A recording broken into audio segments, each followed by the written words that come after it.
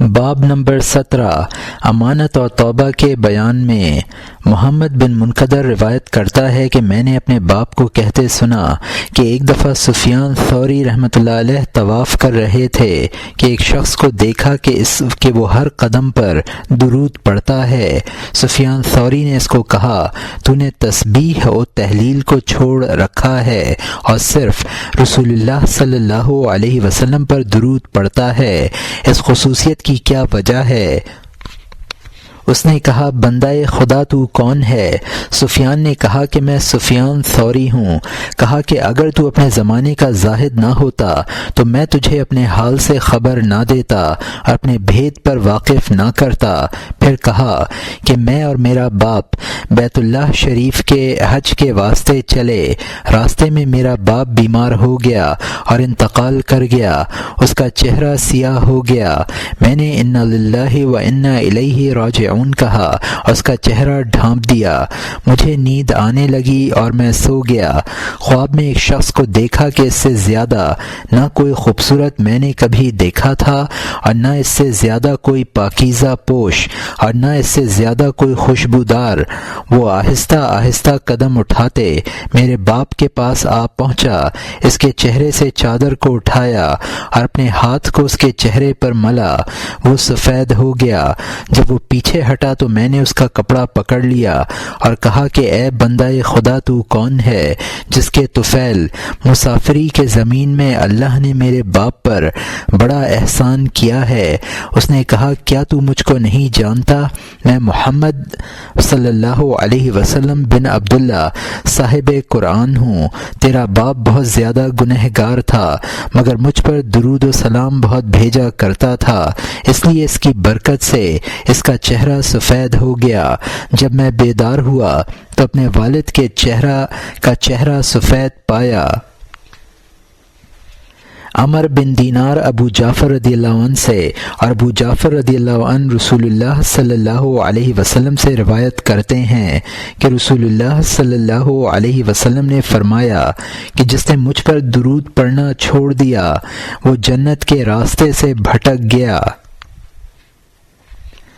لفظ امانت امن سے ماخوذ ہے، یعنی یہ ایک ایسا وصف ہے جس کے ہونے سے حقدار اپنا حق حاصل کرنے میں بے کھٹکے ہوتا ہے، اور ضد اس کی خیانت ہے، اور خیانت لفظ خون سے ماخوذ ہے۔ خون کے معنی نقصان کے ہیں، خائن نقصان پہنچانے والا، یعنی ایسا شخص جو حقدار کے حق میں نقصان ڈالتا ہے۔ رسول اللہ صلی اللہ علیہ وسلم نے فرمایا ہے کہ مکر و فریب و خیانت کا نتیجہ دوزخ ہے۔ رسول اللہ صلی اللہ علیہ وسلم نے فرمایا ہے کہ جو شخص معاملے کا پورا ہو اور بات کا سچا ہو وہ مرد کامل ہے۔ ایک اعرابی نے ایک قوم کی تعریف ان اوصاف سے کی تھی کہ وہ امانت کی سخت حفاظت کرتے ہیں، بدعہدی اور عہد شکنی نہیں کرتے، کسی مسلمان کی حد تک عزت نہیں کرتے۔ میں کہتا ہوں وہ لوگ جس کی اعرابی نے تعریف کی تھی چلے گئے۔ اس زمانے میں تو لوگ انسانی صورت میں گرگ سیرت ہیں، جیسا کہ کسی نے شعر میں کہا ہے، بمن یثق الانسان فیما ینوب ومن عین للحر القریم سحاب وقد صار هذا الناس الا اقلهم ذئابا على اجسادهن ثياب۔ انسان مصیبت کے وقت کس پر اعتماد کرے اور شریف آزاد کہاں سے دوست لائے، حالانکہ تمام لوگ سوائے محدود چند کے سیرت میں گرگ ہیں اور جسم پر لباس انسانی ہے۔ ایسا ہی کسی دوسرے شاعر نے کہا ہے، ذهب الانسان يقال عند فراقهم ليت البلاد ما بها تتصدع۔ وہ لوگ نہیں رہے کہ جن کی مفارقت کے وقت یہ کہا جائے کہ افسوس ان کی موت پر، شہر اور ان کے رہنے والے برباد ہو جاتے۔ حضرت حذیفہ رضی اللہ عنہ سے روایت ہے کہ رسول اللہ صلی اللہ علیہ وسلم نے فرمایا ہے کہ امانت دنیا سے جلد اٹھ جائے گی، لوگ آپس میں لین دین کریں گے لیکن کوئی امین نہ ہوگا۔ امانت یہاں تک مفقود ہو جائے گی کہ لوگ کہا کریں گے کہ فلاں خاندان میں ایک امین آدمی ہے۔ جاننا چاہیے کہ قرآن و حدیث سے توبہ کا وجوب ثابت ہوتا ہے۔ اللہ تعالیٰ نے فرمایا ہے وَتُوبُوا إِلَى اللَّهِ جَمِيعًا أَيُّهَا الْمُؤْمِنُونَ لَعَلَّكُمْ تُفْلِحُونَ، اے ایماندارو خدا کی طرف رجوع کرو کہ تم خلاصی و نجات پا جاؤ۔ لفظ توبو صیغہ امر کا ہے اور امر عموماً وجوب پر دلالت کرتا ہے۔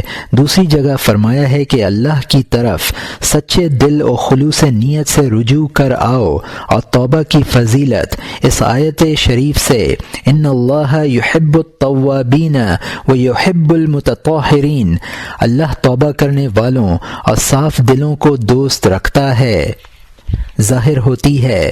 حدیث کا مضمون ہے کہ توبہ کرنے والا خدا کا حبیب ہے، اور توبہ کرنے والا گناہ سے اس طرح پاک ہو جاتا ہے گویا ماں کے پیٹ سے پیدا ہوا ہے۔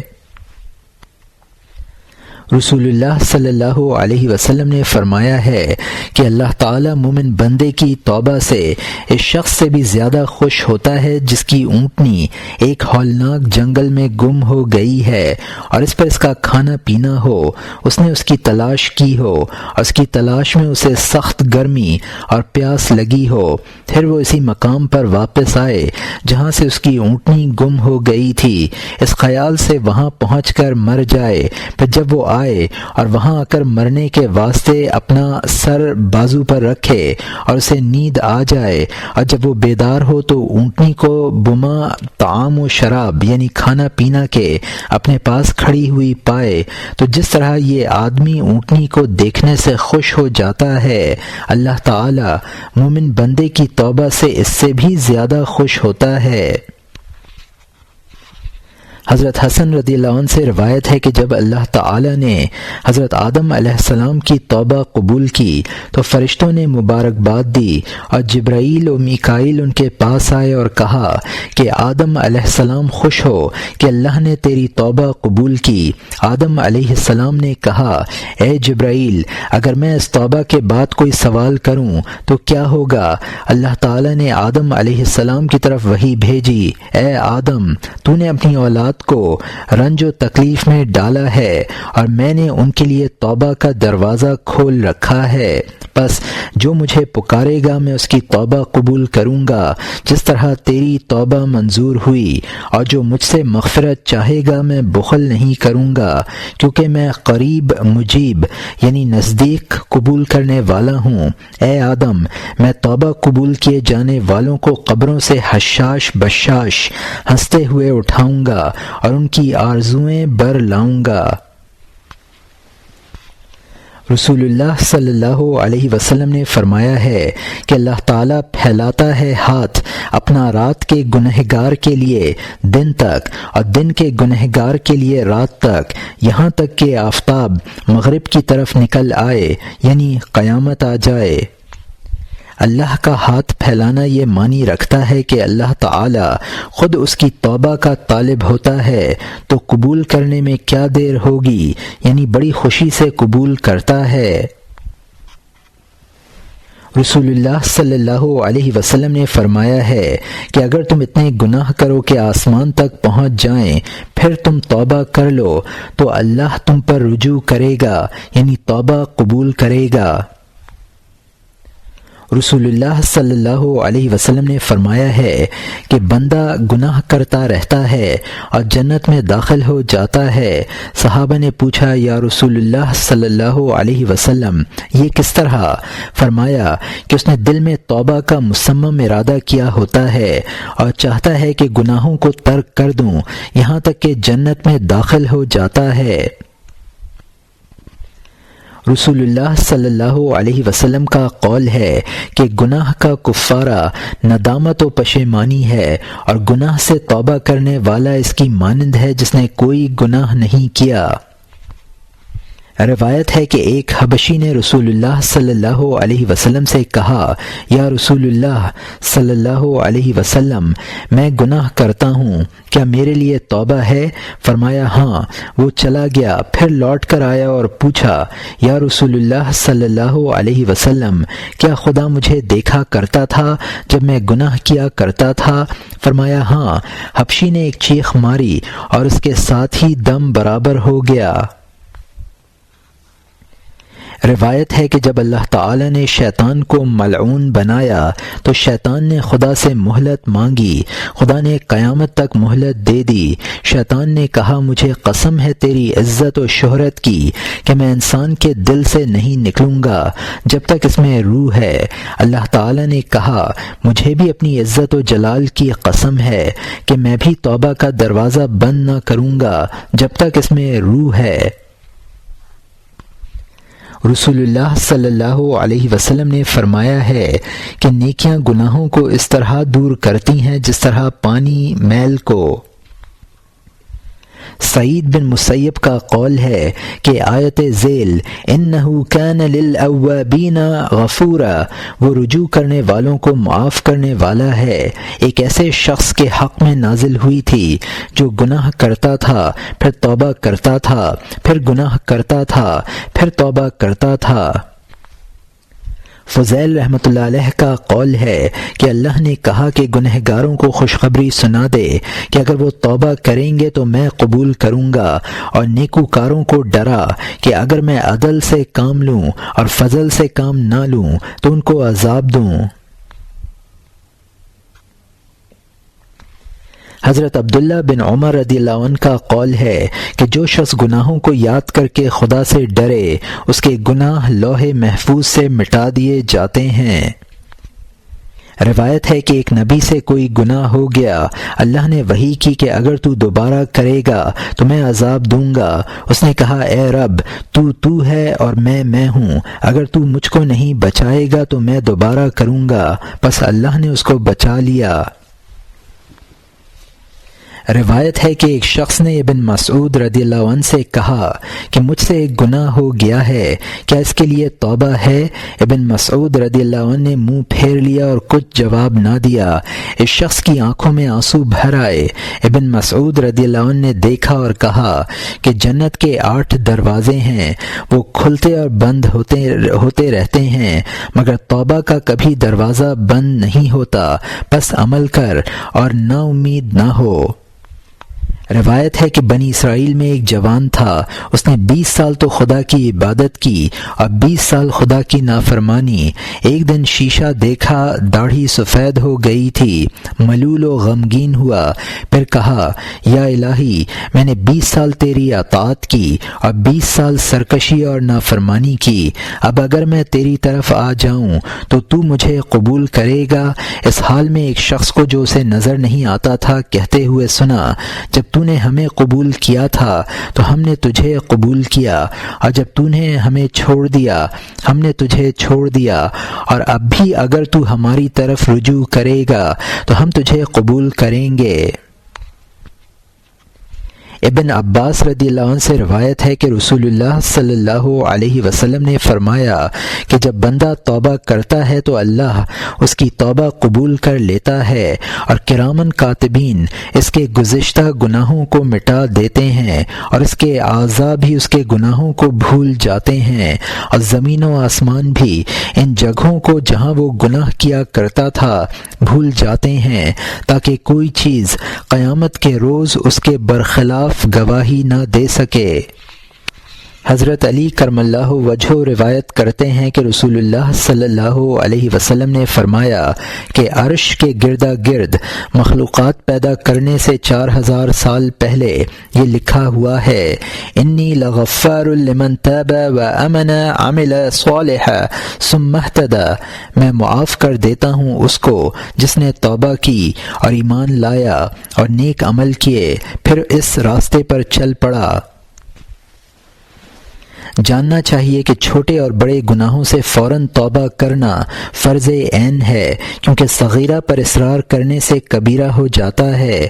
سچی توبہ کے یہ معنی ہے کہ بندہ ظاہر و باطن میں توبہ کرے اور کیے ہوئے پر پچھتائے اور آئندہ کرنے کا ارادہ نہ کرے، اور جو شخص صرف ظاہر میں توبہ کرے اس کی مثال ایک سنڈاس کی ہے جس پر ریشم بچھایا ہوا ہے۔ اس کا ظاہر حال دیکھ کر لوگ اس کی طرف دیکھتے ہیں اور خوش ہوتے ہیں، لیکن جب پردہ اٹھا لیا جائے تو روگدانی کرتے ہیں۔ ایسا ظاہر دار ریاکار عابدوں کو لوگ دنیا میں اچھا خیال کرتے ہیں، لیکن جب قیامت کے روز جب کہ پوشیدہ عیوب ظاہر کیے جائیں گے، ان سے پردہ اٹھایا جائے گا تو فرشتے ان سے منہ موڑ لیں گے اور حقارت سے دیکھیں گے۔ اسی واسطے رسول اللہ صلی اللہ علیہ وسلم نے فرمایا کہ اللہ تمہارے ظاہر کی طرف نہیں دیکھتا بلکہ تمہارے دلوں اور باطن کی طرف دیکھتا ہے۔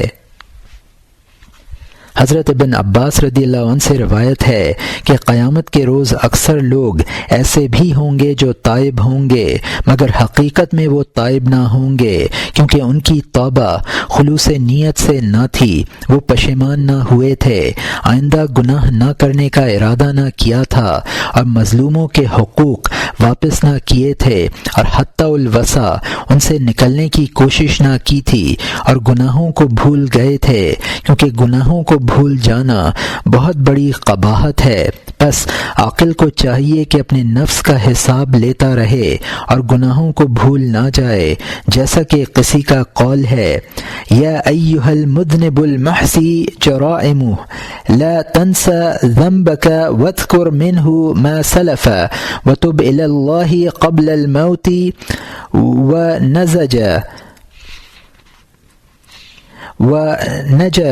ونزجر یا آسیا واعترف ان كنت معترفا۔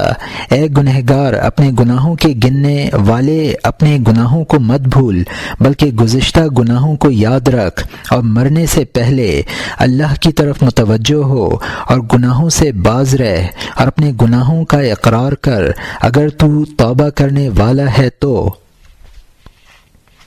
فقی ابو اللیث نے روایت کی ہے کہ ایک دفعہ حضرت عمر رضی اللہ عنہ رسول اللہ صلی اللہ علیہ وسلم کے پاس روتے ہوئے آئے۔ رسول اللہ صلی اللہ علیہ وسلم نے دریافت کیا کہ اے عمر، تو کیوں روتا ہے؟ کہا، اے رسول اللہ صلی اللہ علیہ وسلم، دروازے پر ایک جوان رو رہا ہے، اس کا حال دیکھ کر میرا دل بھر آیا ہے۔ رسول اللہ صلی اللہ علیہ وسلم نے کہا کہ اس کو میرے پاس لاؤ۔ وہ روتا ہوا اندر آیا۔ آپ صلی اللہ علیہ وسلم نے اس سے پوچھا کہ اے جوان، تیرے رونے کا کیا باعث ہے؟ کہا، یا رسول اللہ صلی اللہ علیہ وسلم، میں بڑا گنہگار ہوں اور سخت بدکار ہوں اور خدا کے غضب سے ڈرتا ہوں۔ آپ صلی اللہ علیہ وسلم نے فرمایا کہ تو نے شرک کیا ہے؟ کہا، نہیں۔ کیا کسی کا ناحق قتل کیا ہے؟ کہا، نہیں۔ آپ صلی اللہ علیہ وسلم نے فرمایا، تسلی رکھ، خدا تیرے باقی گناہ بخش دے گا، اگرچہ 7 آسمانوں اور زمینوں اور پہاڑوں کے برابر ہوں۔ اس نے کہا، یا رسول اللہ صلی اللہ علیہ وسلم، میرا بہت بڑا گناہ ہے۔ آپ صلی اللہ علیہ وسلم نے کہا، تیرا گناہ بہت بڑا ہے یا کرسی؟ کہا، میرا گناہ بڑا ہے۔ حضرت صلی اللہ علیہ وسلم نے فرمایا، تیرا گناہ بڑا ہے یا عرش؟ کہا، میرا گناہ بڑا ہے۔ حضرت صلی اللہ علیہ وسلم نے کہا، تیرا گناہ بڑا ہے یا تیرا خدا، یعنی خدا کی معافی؟ کہا، اللہ بڑا ہے۔ آپ صلی اللہ علیہ وسلم نے فرمایا، پس بڑے گناہ کو بڑا رب ہی بخشتا ہے۔ پھر آپ صلی اللہ علیہ وسلم نے کہا، مجھے اپنے بڑے گناہ کی خبر دے۔ کہا، یا رسول اللہ صلی اللہ علیہ وسلم، مجھے آپ سے شرم آتی ہے۔ حضرت صلی اللہ علیہ وسلم نے فرمایا ضرور بتلاؤ۔ اس نے کہا رسول اللہ صلی اللہ علیہ وسلم میں 7 سال سے قبروں کو اکھاڑتا تھا اور کفن اتار لاتا تھا۔ ایک دفعہ انصار کی ایک لڑکی مر گئی، میں نے اس کی قبر اکھاڑی اور کفن لے آیا۔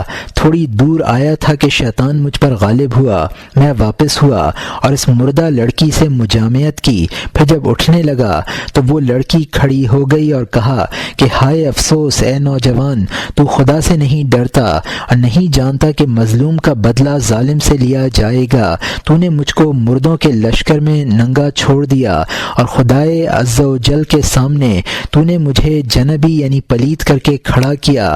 اس بات کو سننے سے آپ صلی اللہ علیہ وسلم اپنی جگہ سے کھڑے ہو گئے اور اس کے کندھے پر 2 ہتھڑ رسید کیے اور کہا اے فاسق بدکار، دوزخ کے کندھے یہاں سے نکل جا۔ وہ نوجوان چلا گیا اور 40 دن تک خدا کے آگے گڑ گڑایا اور توبہ بجا لایا۔ جب 40 راتیں پوری ہو گئیں تو آسمان کی طرف سر اٹھایا اور کہا اے محمد صلی اللہ علیہ وسلم، آدم علیہ السلام، ابراہیم علیہ السلام کے معبود برحق، اگر تو نے مجھے معاف کر دیا ہے تو محمد صلی اللہ علیہ وسلم اور ان کے اصحاب کو بتلا دے، ورنہ آسمان سے آگ بھیج دے کہ مجھے جلا دے اور آخرت کے عذاب سے نجات دے۔ پس جبرائیل علیہ السلام رسول اللہ صلی اللہ علیہ وسلم کے پاس آئے اور کہا اے محمد، تیرا رب تجھ کو سلام دیتا ہے اور کہتا ہے کیا تو نے مخلوقات کو پیدا کیا ہے کہ میرے بندے کو نا امید کرتا ہے؟ اللہ تعالیٰ فرماتے ہیں کہ میں نے اس جوان کی توبہ قبول کر لی ہے۔ رسول اللہ صلی اللہ علیہ وسلم نے اس جوان کو بلایا اور اس کی توبہ کی قبولیت کی خوشخبری سنائی۔ حکایت: موسیٰ علیہ السلام کے وقت میں ایک شخص تھا جو توبہ پر قائم نہیں رہتا تھا، جب توبہ کرتا توڑ دیتا، یہاں تک کہ 20 سال اسی صورت سے گزر گئے۔ اللہ تعالیٰ نے موسیٰ علیہ السلام کو کہا کہ فلانے شخص کو کہہ دو کہ اللہ تم سے بہت خفا ہے۔ موسیٰ علیہ السلام نے یہ پیغام اس شخص کو پہنچا دیا۔ وہ ملول و غمگین ہو کر جنگل کی طرف نکل گیا اور کہنے لگا یا الہی، کیا تیری رحمت ختم ہو گئی ہے، یا میری معصیت سے تیرا کوئی نقصان ہو گیا ہے، یا تیری مغفرت کے خزانے ختم ہو گئے ہیں، یا تو نے بندوں پر بخل کرنا شروع کر دیا ہے؟ وہ کون سا گناہ ہے جس کو تیری عفو دبا نہیں سکتی؟ نیکی اور رحمت تیری صفات قدیمہ سے ہے، بدی اور بدکرداری میری صفات حادثہ سے ہے۔ کیا میری صفت تیری صفت پر غالب آ سکتی ہے؟ اگر تو اپنے بندوں کو اپنی رحمت سے محروم رکھے گا تو وہ کس سے امید رکھیں گے؟ اگر تو انہیں نکال دے گا اور دھتکار دے گا تو وہ کس کے پاس جائیں گے؟ یا الہی، اگر تیری رحمت ختم ہو چکی ہے اور مجھے عذاب دینا ایک لازمی امر ہے تو تو اپنے تمام بندوں کا بوجھ مجھ پر لاد دے اور سارا عذاب مجھے دے دے کہ میں اپنی جان ان کے واسطے فدا کرتا ہوں۔ اللہ تعالیٰ نے موسیٰ علیہ السلام کو کہلا بھیجا کہ اے موسیٰ، اس شخص کے پاس جا کر کہو کہ ہم نے تیرے گناہ معاف کر دیے، اگرچہ زمین کے برابر تھے، کیونکہ تو نے میری کمال قدرت اور عفو اور رحمت کو پہچان لیا ہے۔ رسول اللہ صلی اللہ علیہ وسلم نے فرمایا ہے کہ اللہ تعالیٰ کو بندے گنہگار توبہ کرنے والے کی آواز بہت پیاری لگتی ہے۔ جب وہ کہتا ہے یا رب، اے میرے رب، تو رب کہتا ہے لبیک یا عبدی سل ما ترید، اے میرے بندے میں حاضر ہوں، مانگ کیا مانگتا ہے۔ اس وقت تو میرے نزدیک بعض فرشتوں کی مانند ہے، میں تیرے دائیں ہوں بائیں ہوں، تیرے اوپر ہوں اور تیرے ضمیر یعنی دل کے قریب ہوں۔ اے میرے فرشتوں، تم یاد رکھو کہ میں نے اس کو بخش دیا ذُنُّون رحمۃ اللہ علیہ مصری کا قول ہے کہ بعض بندے اللہ کے ایسے ہیں کہ جنہوں نے دلوں کے خیابانوں میں گناہوں کے درخت لگائے، یعنی گناہ کیے، پھر ان کو توبہ کے پانی سے سیراب کیا اور وہ ندامت و پشیمانی کا پھل لائے، یعنی کیے پر پچھتائے، پھر وہ جنون و دیوانگی کے مجنون ہو گئے اور بغیر لکنت و گونگا پن کے گونگے و الکن ہو گئے، حالانکہ وہ فصیح و بلیغ وہ عارف باللہ تھے۔ پھر انہوں نے صفائی کی شراب کا پیالہ پیا، یعنی صاف دل ہو گئے اور نہایت تکالیف و مصائب پر صابر ہو گئے۔